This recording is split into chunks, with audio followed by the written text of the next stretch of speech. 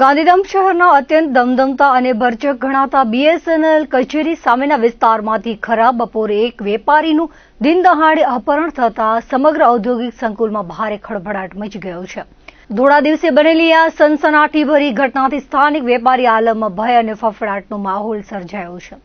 તેમજ શહેરની કાયદો અને વ્યવસ્થાની સ્થિતિ સામે પણ ગંભીર સવાલો ઉભા થયા છે. મળતી માહિતી મુજબ ગાંધીધામમાં ઇમ્પોર્ટ એક્સપોર્ટનું કામકાજ ધરાવતા અને કચેરી ધરાવતા એક વેપારીને અજાણ્યા શખ્સો સ્વિફ્ટ ડિઝાયર કારમાં બળજબરીપૂર્વક બેસાડી ઉઠાવી ગયા હોવાના અહેવાલો વહેતા થયા હતા. આ ઘટનાની જાણ થતાં સંકુલમાં વેપારી વર્ગમાં ભયનું મોજું ફરી વળ્યું છે.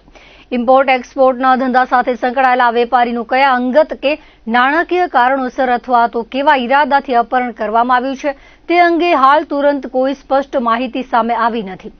ઘટનાની ગંભીરતાને ધ્યાને લઈને પોલીસ તંત્ર તાત્કાલિક હરકતમાં આવી ગયું છે.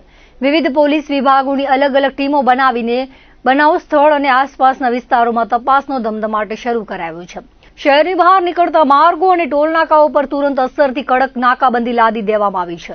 શંકાસ્પદ સ્વિફ્ટ ડિઝાયર કાર તેમજ તેને મળતી આવતી તમામ ગાડીઓનું સઘન ચેકિંગ કરવા માટે પોલીસ કર્મચારીઓને સ્પષ્ટ આદેશો આપી દેવાયા છે.